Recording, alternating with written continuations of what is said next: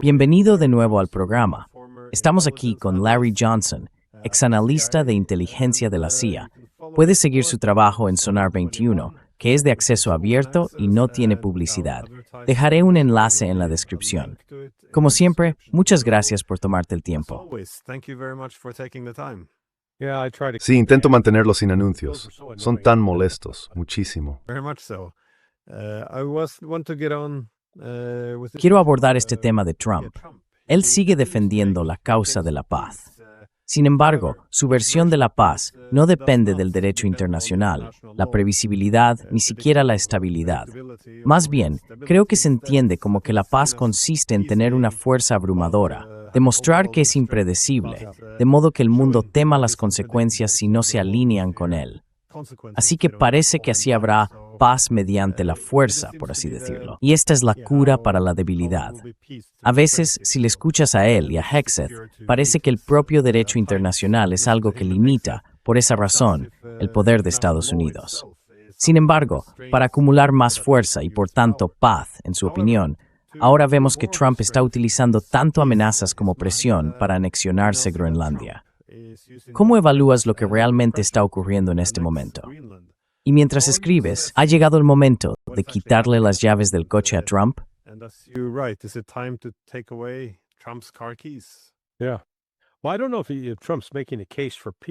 Sí, bueno, no sé si Trump está defendiendo la paz, pero desde luego está dando buenos motivos para que le pongan una de esas chaquetas blancas con mangas largas que se atan por detrás, una camisa de fuerza y lo lleven a un manicomio.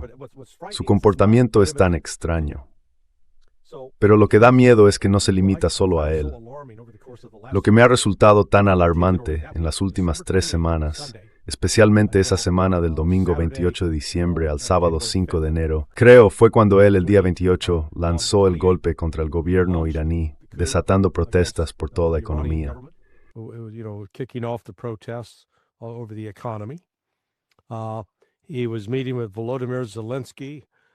Se reunió con Volodymyr Zelensky mientras Estados Unidos ayudaba a Ucrania a lanzar un ataque para matar al presidente Putin, y luego cerró la semana secuestrando a Nicolás Maduro. Y después de todo eso, y de haber estado a punto de llevar a cabo un ataque militar contra Irán el martes pasado, ahora ha redoblado su postura declarando abiertamente que no reconoce ni respeta nada del derecho internacional, que es inútil, que todo depende de lo que él crea que está bien y de lo que haya que hacer. Ahora bien, una cosa sería decir que eso es solo Donald Trump diciendo disparates, pero lo ha repetido su jefe adjunto de gabinete, Stephen Miller. Lo han respaldado Marco Rubio, el secretario de Estado y el asesor de Seguridad Nacional.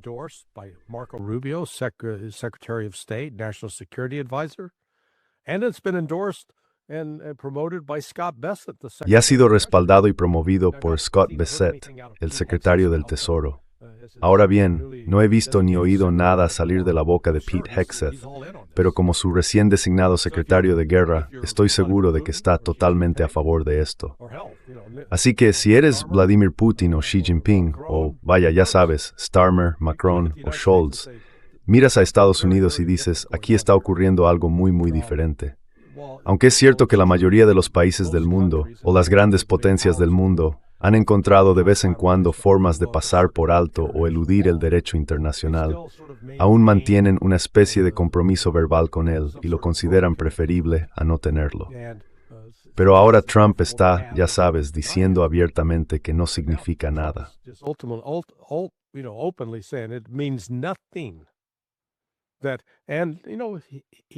Y ya sabes, ha respaldado sus palabras con acciones.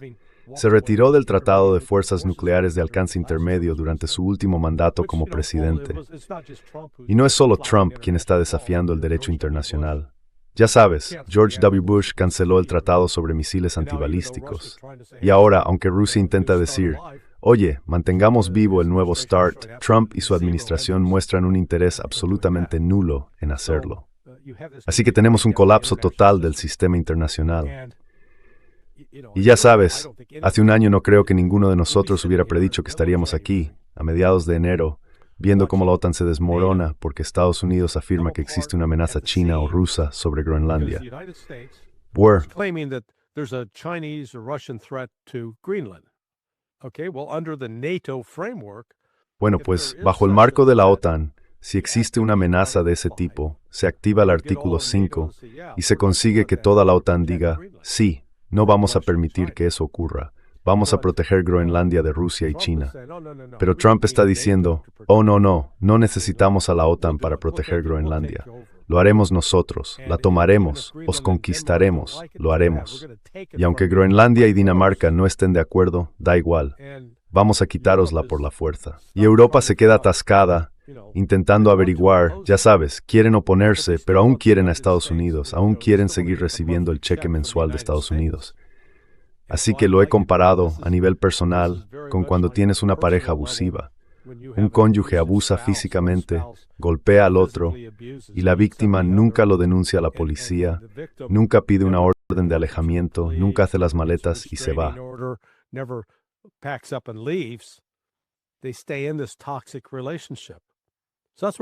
Permanecen en esta relación tóxica, así que ahí es donde estamos. Europa está ahora en una relación tóxica. Y la mezquindad de Donald Trump, que se expresó en esa reciente carta a Noruega, básicamente decía, de acuerdo, no me disteis el Premio Nobel de la Paz, así que no estoy dispuesto a apoyar la paz. Voy a hacer cosas que estén en mi propio interés. Bueno, eso es una admisión asombrosa. Y por eso francamente veo esto como el principio del fin de la OTAN. Es el fin del principio. Y ahora vamos a ver cómo la OTAN se deshace por las costuras. Porque ¿cómo se puede seguir en una relación con una persona o un país que te trata de una forma tan abusiva? No lo entiendo. Y te pregunto, ¿han perdido los líderes europeos todo el respeto por sí mismos?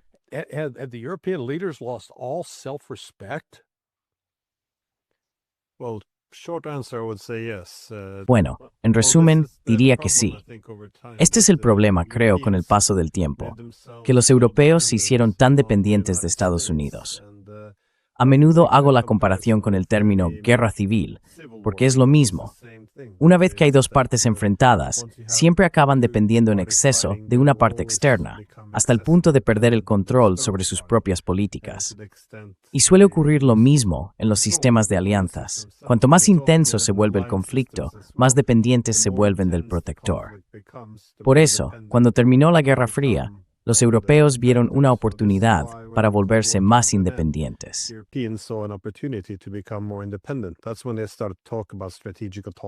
Fue entonces cuando empezaron a hablar de autonomía estratégica, soberanía europea y todos estos temas. Pero este es el problema que vemos ahora. Todas estas cosas han fracasado, especialmente a causa de la guerra en Ucrania. Los europeos se hicieron tan dependientes de Estados Unidos en materia de seguridad. Y por supuesto, económicamente, a medida que el mundo se volvía más multipolar, los europeos querían reavivar su hegemonía colectiva. Así que empezaron a aislarse de Rusia, de China y de cualquiera de quien Estados Unidos les pidiera hacerlo, con la esperanza de que de algún modo recuperáramos el momento unipolar. Pero en realidad, eso solo nos hizo más dependientes en un momento en que Estados Unidos tenía que adaptarse a una multipolaridad que avanzaba en otra dirección.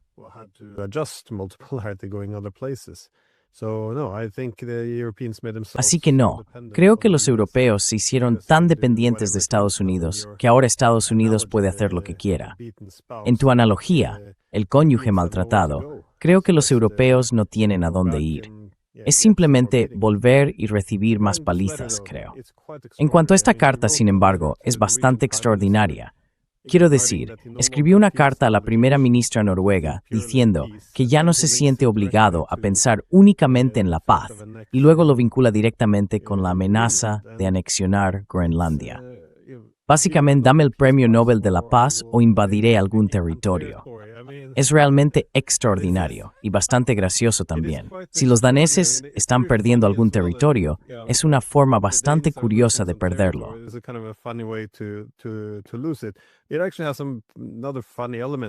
En realidad, tiene otro elemento divertido, y es que Trump dice que Rusia y China quieren apoderarse de Groenlandia, que sus buques de guerra están en la zona, todo eso.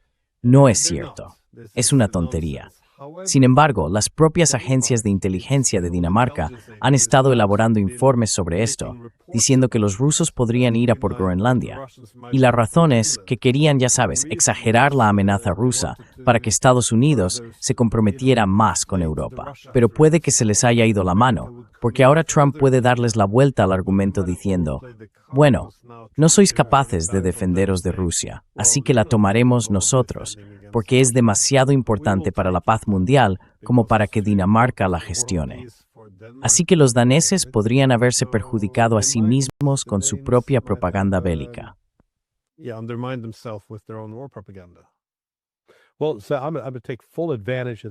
Bueno, voy a aprovechar al máximo el hecho de que tengo aquí a un profesor de historia.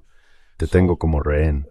Así que al observar la evolución de Europa y esta aceptación del derecho internacional, el primer paso fue con la Carta Magna, cuando los nobles se acercaron al rey Juan y básicamente le dijeron, oye, no puedes hacer lo que te dé la gana solo porque te parezca correcto o creas que eres moralmente superior. Vamos a establecer algunos límites a lo que puedes hacer. Y el resto de Europa más o menos siguió ese camino después. ¿Marcarías el Tratado de Westfalia como el punto de partida en el que la mayor parte de Europa dijo, vale, sí, vamos a unirnos en torno a este concepto de derecho internacional? ¿O puedes señalar algún momento concreto?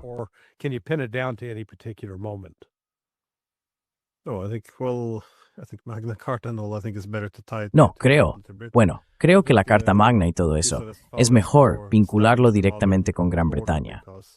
Pienso que la paz de Westfalia trata más sobre el establecimiento de un orden mundial moderno, porque en lugar de tener un sistema hegemónico, definió o creó un orden mundial basado en el equilibrio de poder como fuente de paz. Lo que vimos durante esos 30 años, de 1618 a 1648, fue que ninguna potencia europea logró imponer su dominio. Cada vez que parecía que una podía ganar, surgía una especie de equilibrio natural en su contra. Así que, después de tanta matanza, quedó claro que no habría una potencia dominante. Y por eso Europa aceptó que tendría que existir una anarquía internacional, lo que no significa un caos total, sino más bien que ninguna potencia centralizaría el control.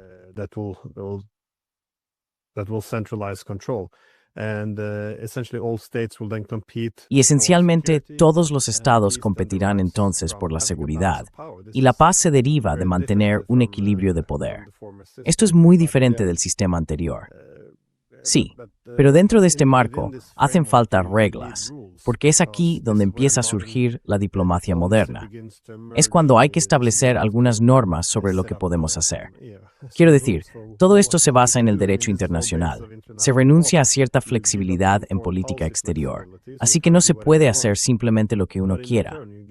Pero a cambio, se obtiene reciprocidad, se obtiene previsibilidad.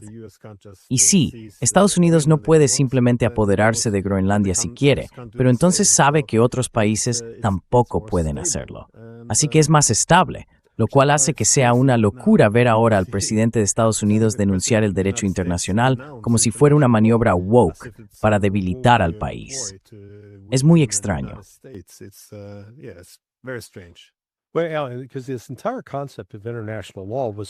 Bueno, porque todo este concepto de derecho internacional se suponía que debía impedir que los más grandes, los más poderosos, pudieran simplemente abusar y acosar a los más pequeños. Se pretendía ofrecer una especie de equilibrio, de modo que distintas naciones, independientemente de su tamaño, pudieran ser reconocidas como soberanas y tratadas como iguales, al menos en teoría. Pero lo que he oído de la administración Trump y de sus partidarios, hay un cómico en Estados Unidos llamado Dave Smith, que es libertario, es que debatía con un tipo llamado Dinesh D'Souza, que ya sabes, es uno de los partidarios neoconservadores. Y D'Souza es un tipo muy inteligente.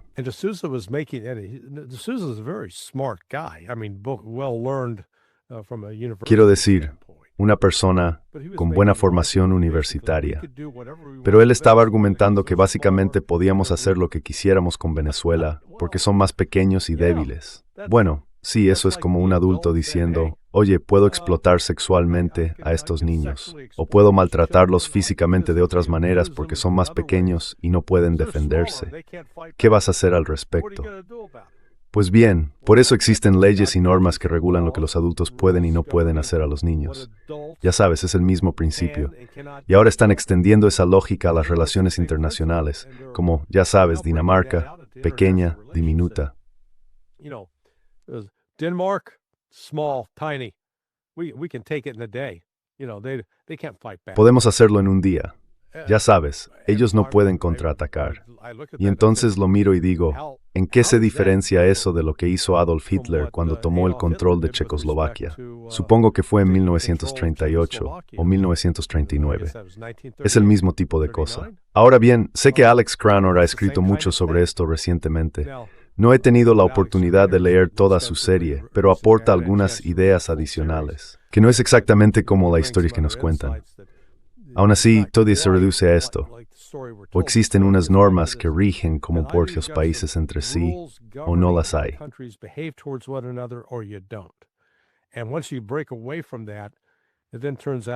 Y una vez que te alejas de eso, se convierte en una lucha por ver quién es el más fuerte y quién es el más despiadado.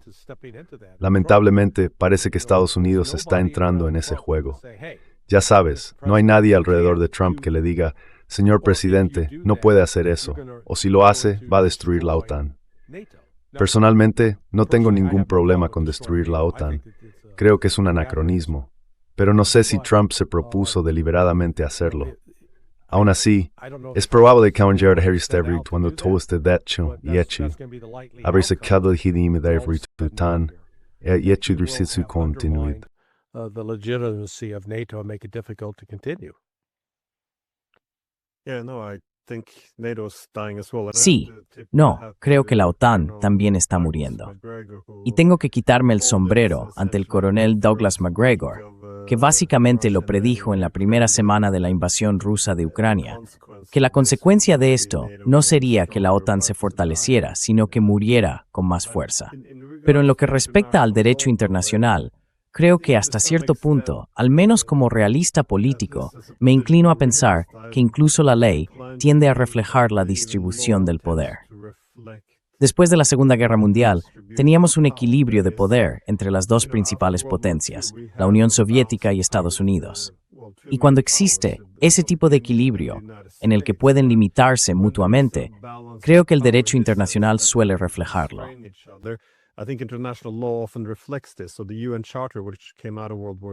Así que la Carta de las Naciones Unidas, que surgió tras la Segunda Guerra Mundial, se concibió para imponer limitaciones mutuas a ambas partes. Y eso es, esencialmente, lo que representa la Carta de la ONU. Parte del supuesto de una cierta igualdad soberana, las mismas reglas para ambos lados.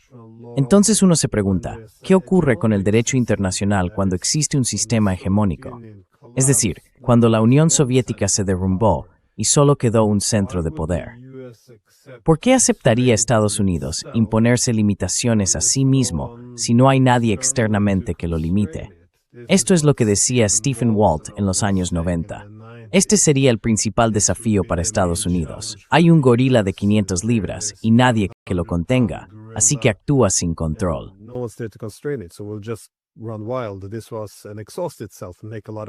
Esto acabaría agotándose y generando muchos enemigos. Esa era la principal preocupación, porque los estados no se imponen límites a sí mismos. Entonces, ¿cómo sería el derecho internacional? Pues bien, en los años 90 se introdujeron todos estos nuevos principios. La intervención humanitaria, que significa que podemos usar la fuerza sin restricciones para nosotros, pero los demás no pueden. Luego está la promoción de la democracia. Se produce este cambio de fronteras con Kosovo, diciendo, bueno, no es legal, pero es legítimo porque nosotros lo decimos. Está la guerra global contra el terrorismo, que de nuevo implica soberanía para nosotros, pero no para vosotros. Ese es más o menos el principio.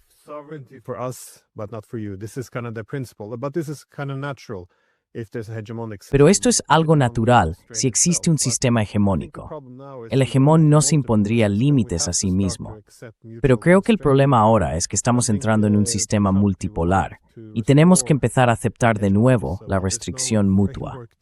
Creo que a Trump le gustaría restaurar la hegemonía, pero no hay un marco para hacerlo. Así que sí, es simplemente la fuerza hace el derecho y extraer, algo de tus aliados, conseguir básicamente lo que quieres.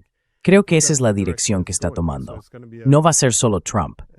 Creo que tanto Estados Unidos como los europeos tienen que adaptarse a lo que significa el derecho internacional en un mundo multipolar. Follow the money. Bueno, sigue el rastro del dinero. Hasta el año pasado, Estados Unidos había podido básicamente establecer las reglas y poner la mesa porque el mundo dependía del dólar. La hegemonía del dólar dominaba el panorama. Pero la transición para alejarse del dólar realmente comenzó en serio en febrero y marzo de 2022, después de las sanciones a Rusia y de expulsar a Rusia del sistema SWIFT. Si lo piensas bien, Occidente en realidad le hizo un favor a Rusia, porque SWIFT es el equivalente en el mundo financiero moderno a un látigo para carruajes. Es como decir que si vas a conducir un coche, tienes que tener un látigo para carruajes. If you get into a car, you got to have a buggy whip. Now, the buggy whip doesn't do anything to make the car go. Ahora, el látigo de coche no hace nada para que el coche se mueva, pero tienes que tenerlo. Y así es como los bancos modernos están atrapados usando esta tecnología antigua, el correo electrónico, para enviar mensajes y transferir fondos. Muchas veces esos mensajes se pierden en el spam y se tarda 2 o 3 días en resolverlo. En fin, el auge de la creación de métodos de pago alternativos, en los que ya no era necesario comprar petróleo ruso con dólares estadounidenses.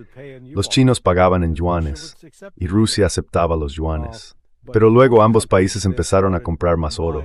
Rusia en particular es un gran productor de oro, y China es un gran productor de plata. Comenzaron a controlar estos metales.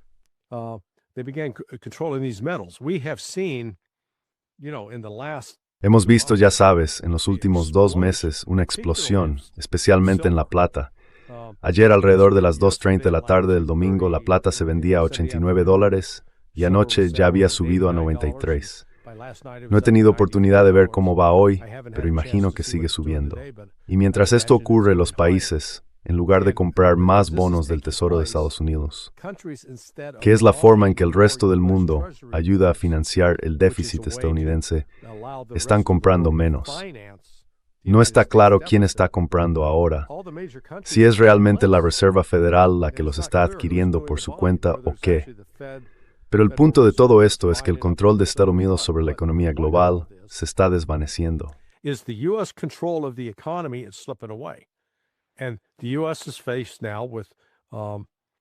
Y ahora Estados Unidos se enfrenta a que cuando comenzó esta guerra en Ucrania, creo que la deuda nacional estadounidense rondaba los $36 billones. Ahora acaba de alcanzar los 39 billones, 3 billones más en 3 o 4 años.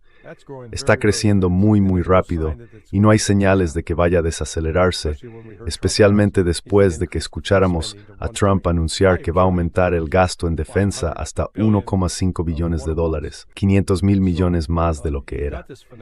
Así que ahora tenemos este fenómeno con Rusia y China.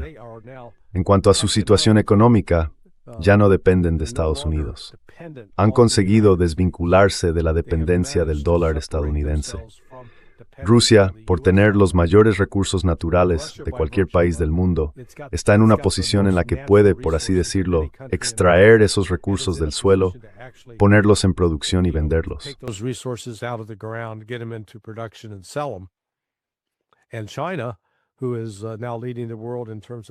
Y ahora, China lidera el mundo en producción industrial y en el control de las cadenas de suministro a nivel global. Esto ha puesto a Estados Unidos en una clara desventaja. Lo que estamos presenciando ahora es que al rehacer el orden financiero internacional, también se está rehaciendo el orden político internacional. Hasta este momento, Estados Unidos había sido capaz, como demostró el 28 de diciembre, de hundir la economía iraní colapsando su moneda. No sé exactamente cómo lo hicieron, pero señalaría que George Soros intentó hacer algo parecido con el Reino Unido. Así que si una persona como George Soros puede hacerlo, hay que reconocer que un país del tamaño de Estados Unidos puede hacerlo absolutamente. Puede hacerlo sin duda con un país del tamaño de Irán.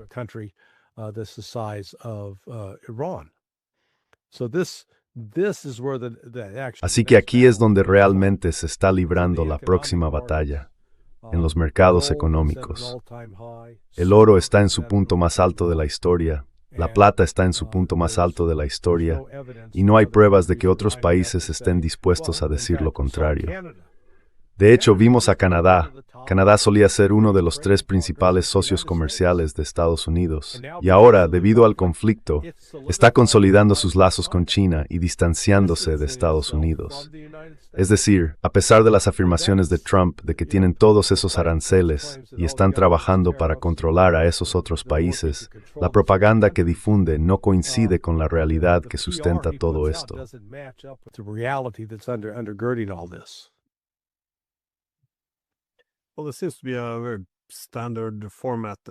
Bueno, parece que a estas alturas hay un formato muy estándar. Es decir, creo que Irán estaba siguiendo el camino de Siria. Primero, se utilizan armas económicas contra ellos para crear caos económico e inestabilidad política.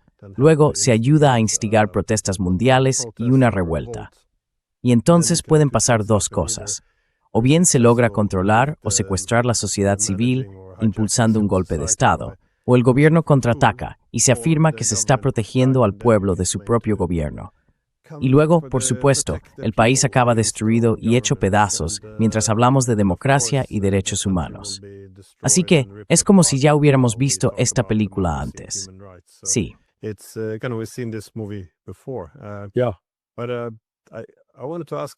Pero quería preguntar más específicamente sobre Groenlandia. Porque, bueno, ¿por qué? ¿Por qué tomar Groenlandia? Entiendo por qué se metieron con Siria, entiendo por qué quieren hacerlo con Irán, pero ¿por qué adueñarse de Groenlandia? Los daneses con Groenlandia y Estados Unidos ya son aliados en la OTAN. A los daneses no les importaría tener más bases estadounidenses allí. Una vez más, los europeos tienen un caso enorme de síndrome de Estocolmo. Después de 80 años siendo vasallos, no hay imaginación política para nada que no sea estar gobernados por Washington. Así que, dado que los europeos están dispuestos a hacer todo lo que Washington diga, ¿por qué llegar a ese extremo y arrebatar territorio real cuando los europeos estarían encantados de hacer lo que América les diga?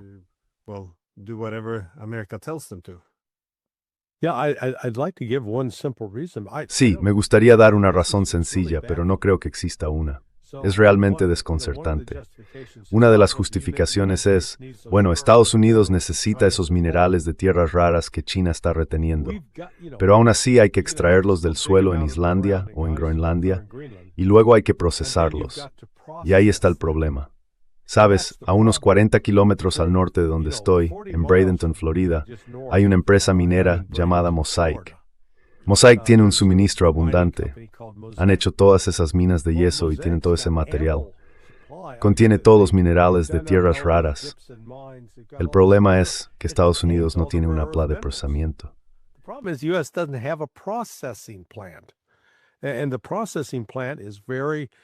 Y las plantas de procesamiento son muy sucias y no son respetuosas con el medio ambiente. Así que conseguir la aprobación de una de esas para su uso es otro problema completamente distinto. El argumento de los minerales de tierras raras no tiene sentido. Luego está la idea de querer acceso al Ártico. Estados Unidos tiene un total de 2 rompehielos, pero solo uno está operativo. Así que básicamente solo hay un rompehielos en funcionamiento. Eso no te llevará muy lejos en cuanto a moverse dentro y fuera del Ártico con regularidad. En cambio, los rusos tienen al menos 8, y creo que quizás 5 o 6 de ellos son de propulsión nuclear, si no todos.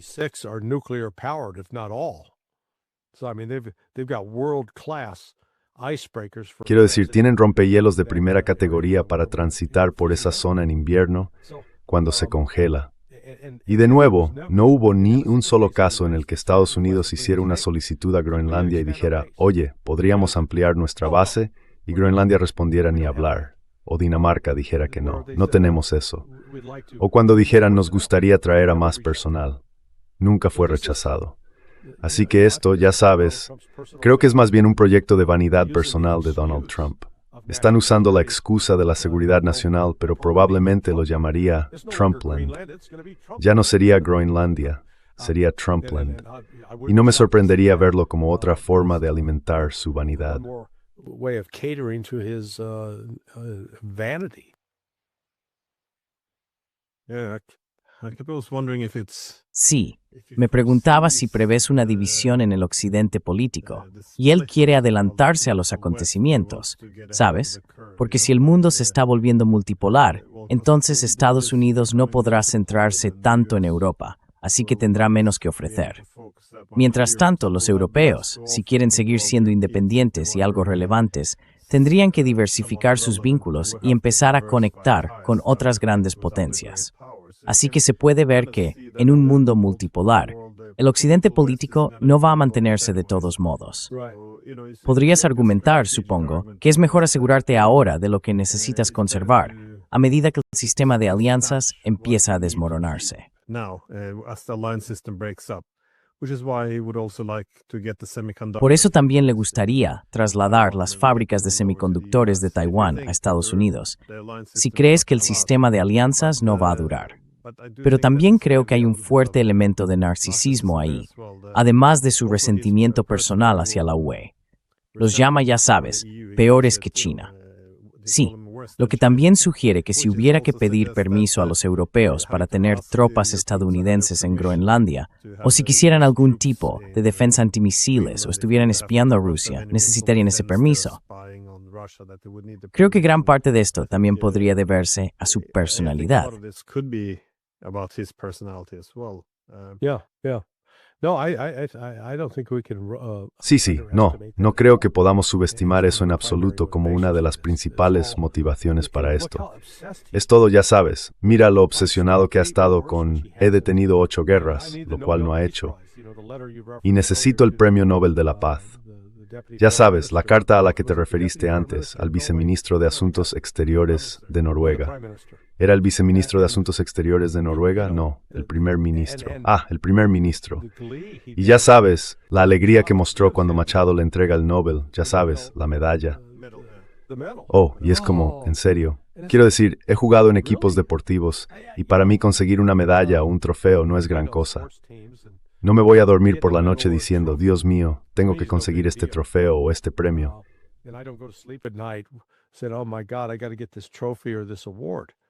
He apparently does. Aparentemente lo hace, lo cual de nuevo no es normal. Ese no es un comportamiento normal. Y parte de lo que veo que está ocurriendo es que tenemos a tantos líderes mundiales, y francamente, incluiré también a Vladimir Putin en esto, que están permitiendo que este tipo actúe así. Creo que la posición rusa debería estar clara en este momento. Y Putin básicamente lo dijo la semana pasada cuando se dirigió a los 32 embajadores. Sin mencionar a Estados Unidos por su nombre, dijo que realmente no se puede tener un sistema en el que se ignore el derecho internacional y se actúe como si uno mismo fuera la ley. Pero parte de eso es que decimos a Witkoff y a Kushner, oye, vamos a actuar estrictamente conforme al derecho internacional. We're going to deal strictly with international law.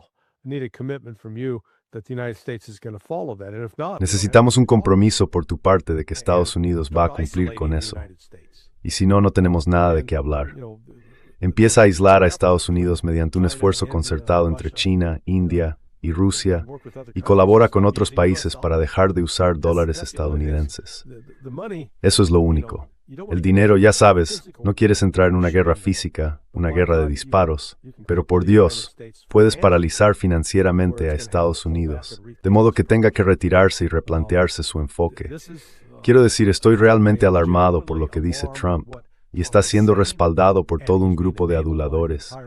Y si esto no se detiene y se frena, va a conducir a una guerra mundial, una guerra global. No veo cómo se puede evitar. I don't see how that's avoidable. Just sad to watch him. Es simplemente triste verlo, supongo, disfrutar al recibir la medalla de otra persona. Y por supuesto, la gran ironía es que esa otra persona es quien la gana. La única razón por la que ella la ganó, creo, fue porque los noruegos querían apaciguar a Trump, otorgándole legitimidad para invadir Venezuela, al dársela a una disidente que pedía abiertamente la invasión de su propio país. Exacto, aunque tiene un precedente. Quiero decir, en 1920 hubo un noruego, Knut Hamsun, que ganó el Premio Nobel de Literatura.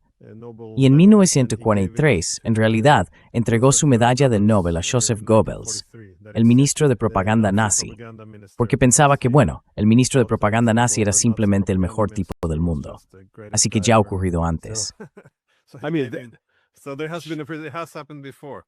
yeah, I mean, and Sí, quiero decir, la persona a la que le ocurrió te dice todo lo que necesitas saber sobre esto, que básicamente Trump está a la altura de un propagandista nazi. Podemos defender ese argumento. you can make that case. Yeah, it's not No da buena imagen. Pero quería preguntarte sobre sobre la defensa de Groenlandia, porque los europeos quieren demostrar que no son completamente irrelevantes. Como dijiste, parecen ese cónyuge maltratado. Quieren demostrar que pueden plantar cara a Donald Trump. Así que dijeron que defenderían Groenlandia. Enviaron un puñado de tropas, quiero decir, literalmente un puñado. Los británicos enviaron a un tipo, los noruegos enviaron a dos y los alemanes enviaron a algunos más. Pero luego, al día siguiente de que llegaran los alemanes, Trump dijo, bueno, si intentáis resistir la anexión de Groenlandia, os pondremos aranceles a todos. Así que impuso un arancel del 10% al día siguiente de que los alemanes se marcharan. Así que no estoy seguro, no lo sé. ¿Cómo interpretas esto? ¿Cuál era el propósito de todos esos esfuerzos de defensa? Quiero decir, ¿tiene algún sentido o es simplemente postureo moral? ¿Cómo lo valoras? I'm assessing it as this is a 20. Lo estoy evaluando como una actualización del siglo XXI de la película de los Monty Python, Los Caballeros del Santo Grial. ¿De acuerdo? Es satírica, es ridícula, es absurda, y sin embargo, el problema es que es real. Ya sabes, porque en la película de los Monty Python, cuando los caballeros empezaban a pelear, gritaban, ¡corred, corred! Esos son los alemanes. Quiero decir, acabamos de ver a los alemanes hacer eso. Aterrizaron y dijeron, vale, hemos aguantado 36 horas. De vuelta al avión, chicos. Corramos. Europa, en las mejores condiciones, si quisieran entrar en un conflicto militar con Estados Unidos, sería un simple obstáculo. No van a frenar a sus niños. Ahora bien, si estás invirtiendo, este habría sido un buen momento para invertir en palomitas.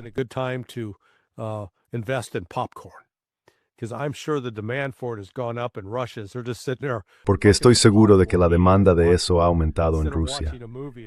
Están ahí sentados con cubos de palomitas, comiendo y mirando. En lugar de ver una gran película, están viendo cómo se desarrolla todo este fiasco. Europa intentando averiguar si estamos a favor o en contra de la toma unilateral de tierras. Así que estamos dispuestos a apoyar a Estados Unidos y la guerra contra Ucrania, porque Rusia está violando el derecho internacional al apoderarse de territorio ucraniano. Pero vamos a mirar hacia otro lado cuando Estados Unidos tome un país de la OTAN y lo despoje de su propiedad, de su derecho soberano, y no vamos a hacer nada. Y algunos dicen, oh, bueno, tenemos que hacer algo. Así que todo esto no es más que teatro kabuki.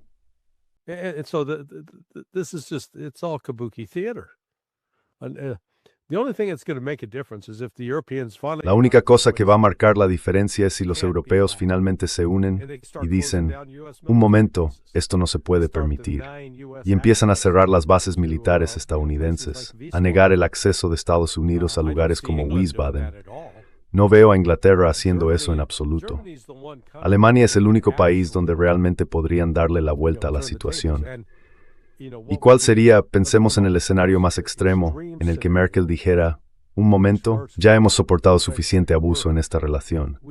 Nos salimos, volvemos a Rusia, vamos a comprar petróleo ruso, vamos a comprar gas ruso. Según tengo entendido, parte del gasoducto Nord Stream sigue siendo funcional, aún podrían suministrar gas a Alemania.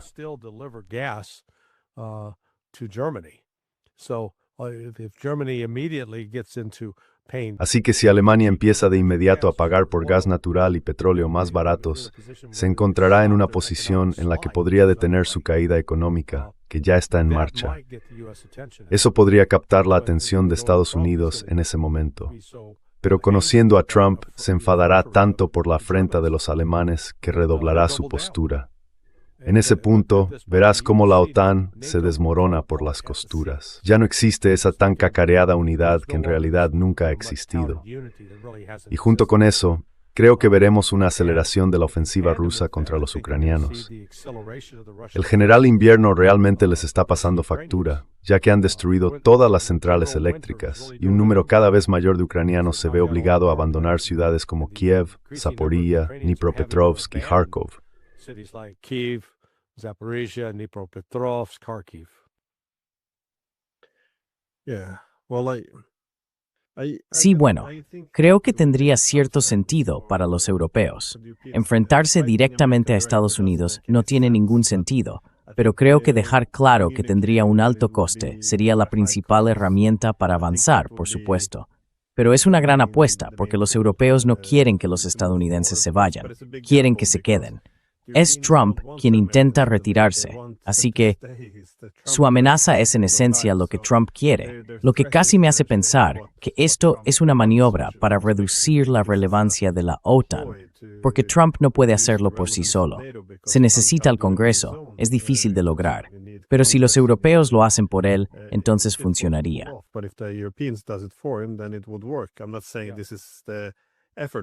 No digo que este sea el esfuerzo, pero en general parece que su comportamiento errático a menudo es, como dije, control de la escalada. Es decir, escalada. Es capaz de escalar de forma dramática, y entonces la gente intenta encontrar un compromiso, porque creo, a él no le importa la guerra. Le preocupan más las guerras interminables, las guerras costosas que arrastran a Estados Unidos y no le permiten marcharse.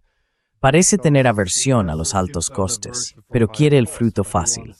Lo vimos con Panamá. Lanzó algunas amenazas y luego los panameños hicieron algunas concesiones. Con Yemen, cuando iba a eliminarlos de un golpe, no funcionó, así que lo dejó estar.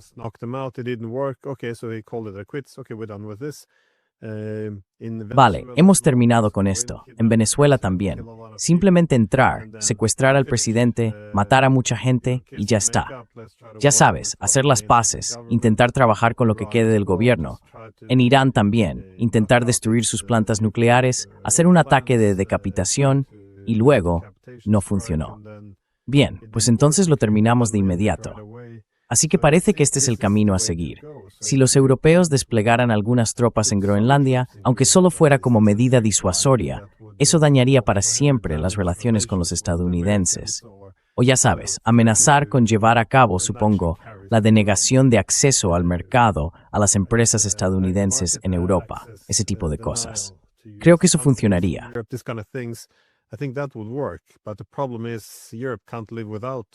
Pero el problema es que Europa no puede vivir sin Estados Unidos.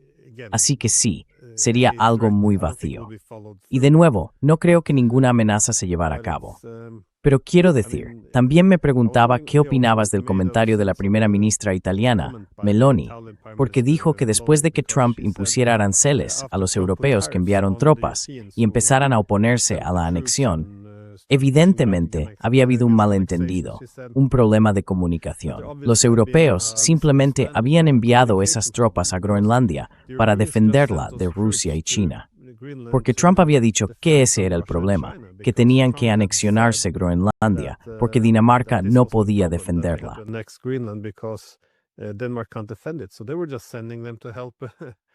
Así que solo los estaban enviando para ayudar a China, para hacer un Trump, ¿sabes?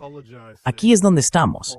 Están pidiendo disculpas por establecer un elemento disuasorio para defender su propio territorio, y le están pidiendo disculpas a Trump por ello. Pero así estamos. ¿Qué opinas de esto? Claro, podría estar equivocado, quizá esa sea la verdadera intención, pero no tiene ningún sentido. Quiero decir, no matter mis de Mohanar, through Rusus, it's chinism in Greenland and Thanal accept Pith. No hay ningún stepu. Yeah, no, this is called putting lipstick on a pig. Sí, no, esto se llama ponerle pintalabios a un cerdo, intentar que el cerdo parezca bonito, o ya sabes, arreglarlo para que parezca una estrella, como Marilyn Monroe en los viejos tiempos. Es lo que es, tengo que atenerme a lo que veo. Y esta idea de que Trump está involucrado en algún tipo de juego de ajedrez sofisticado y tridimensional, Sin embargo, sus comentarios son tan agresivos, tan insultantes o tan amenazantes, quiero decir, encajan en una de esas tres categorías, que no está actuando de una manera que ayude a la gente a salvar las apariencias. No está dispuesto, por así decirlo, a tomar el camino correcto y permitir que la gente tenga una estrategia de salida.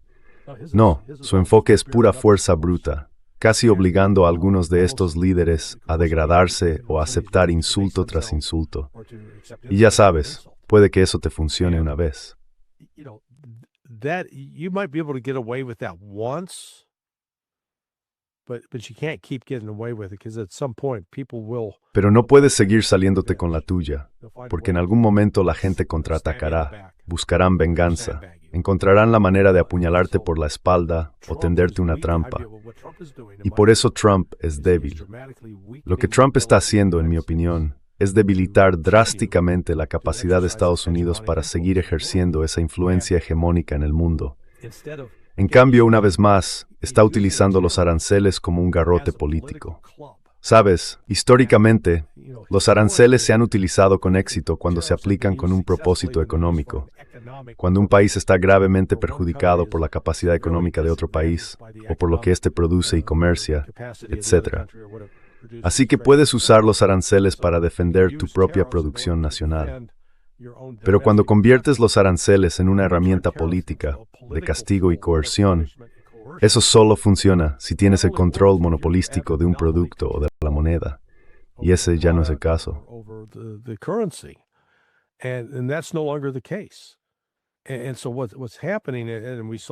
Y lo que está ocurriendo, y lo vimos de nuevo, lo mencioné con Canadá, es que Canadá empieza a decir que ha estado soportando este abuso. Y dije, vale, al diablo, vamos a reforzar nuestra relación con China. No va a ser una transformación de la noche a la mañana, pero dentro de un año habrá más vehículos chinos importados a Canadá, vendidos a los canadienses y menos vehículos estadounidenses, lo que va a perjudicar a la industria automovilística de Estados Unidos. Y China ya tiene una enorme ventaja sobre Estados Unidos en ese sentido. Y lo mismo ocurre con la India. Las amenazas contra la India han resultado contraproducentes.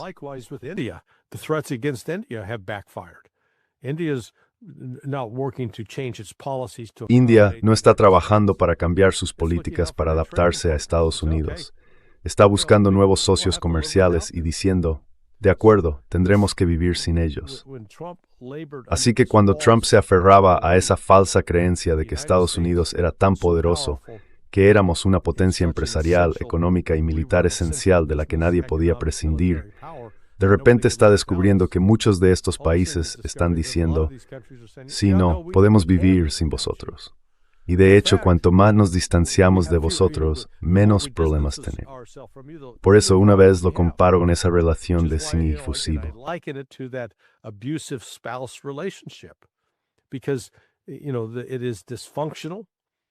Porque ya sabes, es disfuncional. Y es casi como un trastorno de personalidad adictiva. No es hasta que alguien llega a un punto en el que dice, tengo que liberarme, y descubre que puede liberarse, seguir adelante y encontrar una nueva vida. Ya sabes, estamos en ese tipo de momento de transición en la historia. Al mirar atrás a este periodo, desde febrero de 2022, y creo que hasta diciembre de 2026, veremos un cambio y un movimiento en el ámbito internacional tan trascendentales como los que tuvieron lugar, digamos, entre 1945 y diciembre de 1948. Ese tipo de cambio dramático.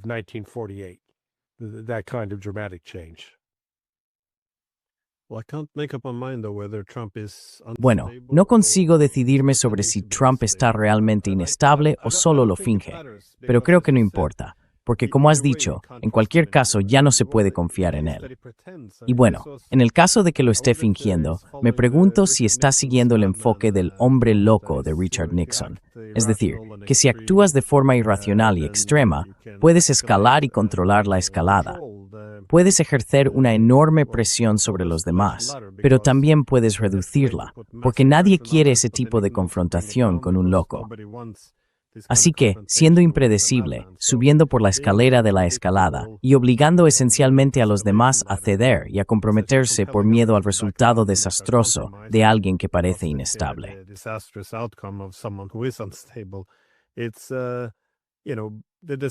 Hay cierto beneficio en parecer inestable, pero es teatro político. Por eso muchos países harán casi cualquier cosa que Trump diga, solo para evitar un conflicto directo, porque no se puede predecir cómo se comportará, a diferencia de sus predecesores. Así que, en cierto modo, funciona. Quiero decir, los europeos están haciendo todo lo posible ahora para evitar cualquier conflicto con Trump. Solo esperan que haga lo que quiera y dirija su furia impredecible hacia los rusos. Los rusos también parecen seguirle el juego a esta farsa de la diplomacia de Trump. Luego él dirige su furia en la otra dirección, hacia los europeos y Zelensky. Así que acabas con este patrón. Un día todo es culpa de Zelensky y al siguiente está decepcionado con Putin.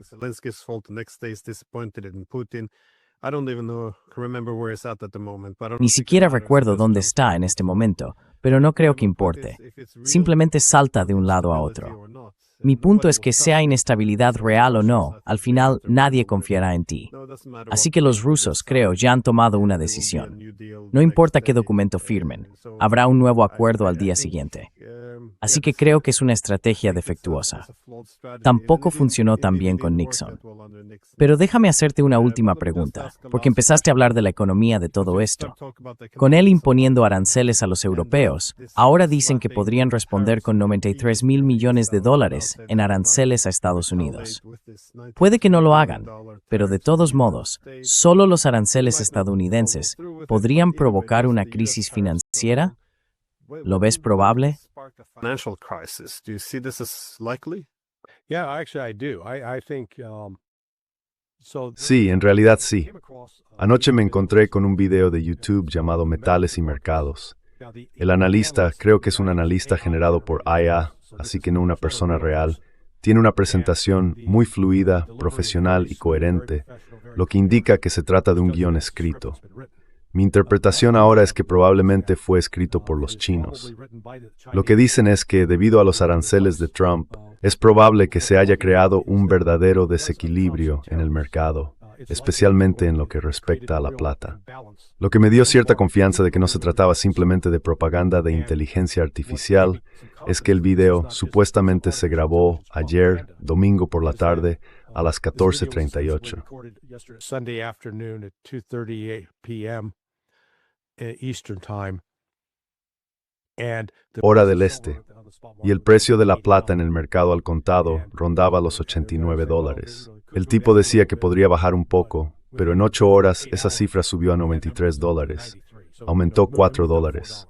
Aún no lo he mirado hoy, pero si sigue subiendo, entonces hay un problema con la plata. La demanda está desequilibrada y China ya ha puesto un límite a las exportaciones de plata. Han restringido eso. Creo que se está viendo en varios países en bonos del Tesoro News.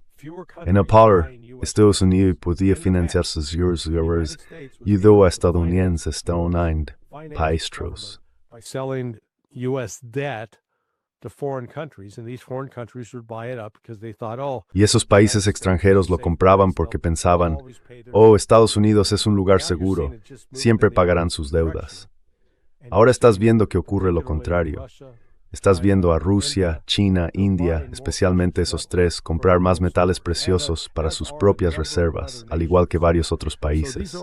Todo esto está enviando señales de que hay una crisis financiera inminente en el horizonte.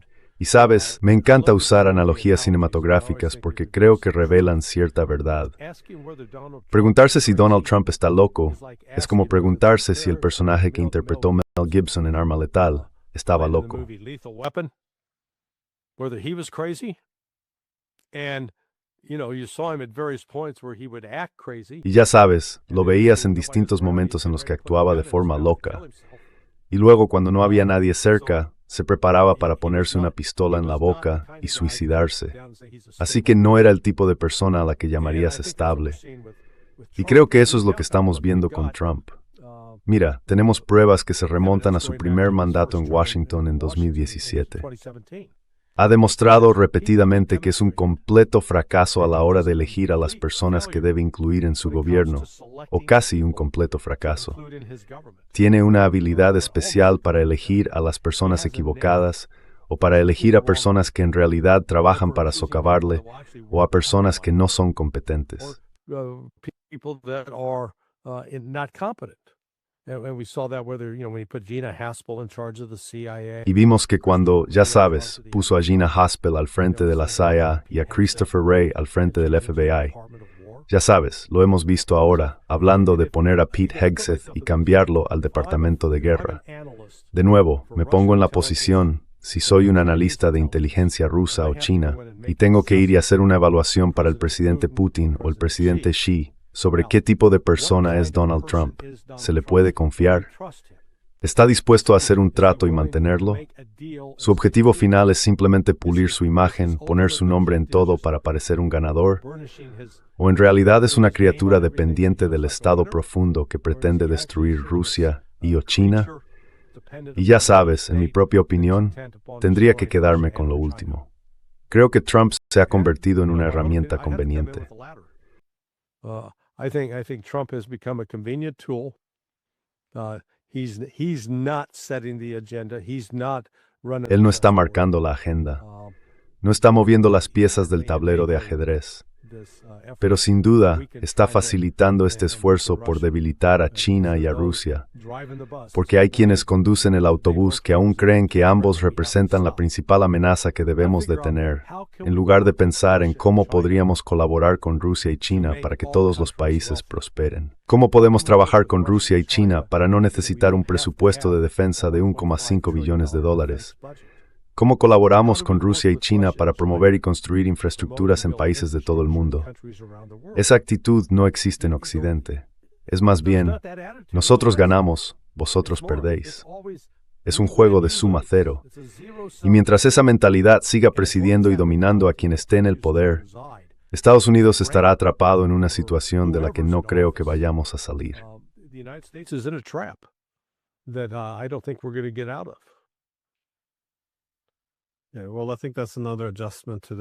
Sí, bueno, creo que eso es otro ajuste al problema de la hegemonía, hacia la multipolaridad. En un sistema hegemónico, no tienes que tener en cuenta la seguridad de los demás. Solo tienes que asegurarte de ser tan poderoso que no importe si se sienten amenazados o no. Ellos simplemente tienen que adaptarse a las nuevas realidades. Exacto. En un mundo multipolar, sí tienes que hacerlo. Y de nuevo, esto nos remite a la paz de Westfalia. Si quieres seguridad para ti mismo, necesitas asegurarte de no amenazar la seguridad de los demás también. Creo que este va a ser un ajuste difícil de realizar. Mientras tanto, creo que este cambio principal está ocurriendo, como sugerías, también en el ámbito económico. El hecho de que la plata también esté disparándose en este momento, creo que se debe a que los chinos la están utilizando más en la manufactura.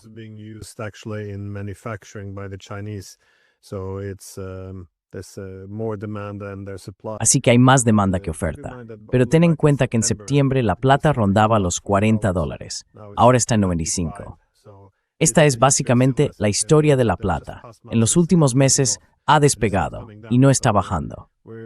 Con todas estas guerras en distintas partes del mundo, creo que en los próximos meses se combinará con una gran crisis financiera, y eso añadirá una variable enorme e incierta a todo este lío, haciendo que sea muy difícil de controlar. Así que gracias, como siempre, y visitad Sonar 21. Sí diré, en esa nota tan optimista, bueno, ha sido un año duro hasta ahora, y solo llevamos casi 3 semanas. Sí, Yugin Sinuarenki y todo el mundo ya está gritando. Parad el viaje, quiero bajarme. Es extraño. No, como dijiste, alguien te hubiera dicho hace unos años, estaríamos aquí a fin. Había sonado un poco a ciencia ficción. Haré una predicción. Antes de que acabe el año, creo que verás tarios europeos reavivar sus relaciones con Rusia y habrá un enfriamiento en las relaciones con Estados Unidos.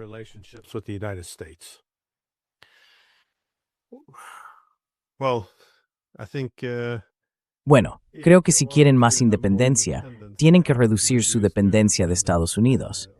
Eso significa comerciar económicamente con otros, obtener energía rusa. Pero las líneas divisorias en Europa se recrearon después de la Guerra Fría para consolidar la posición de Estados Unidos en Europa, y ahora eso solo nos hace aún más dependientes. Así que, mientras los europeos intentan mantener la guerra, deberían hacer exactamente lo contrario. Acabad rapte de minth, de snacks de mimer ndintha.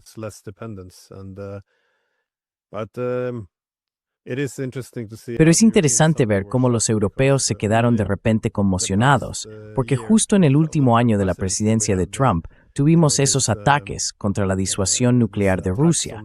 Tuvimos la masacre en Gaza, el ataque a Irán, el bombardeo de Nigeria, el secuestro del presidente de Venezuela y amenazas contra Cuba, México, Colombia y Nicaragua. Y de repente todo el mundo está en shock porque podría quedarse con Groenlandia. Quiero decir, nosotros ayudamos a construir y alimentar a este monstruo. Y sí, este es el monstruo de Frankenstein. No está bajo nuestro control. Exactamente. Y una vez más, en una nota más alegre, gracias, Larry. Espero volver a verte. Oye, amigo mío, siempre lo agradezco y valoro todo el trabajo que estás haciendo. Gracias. Thank you.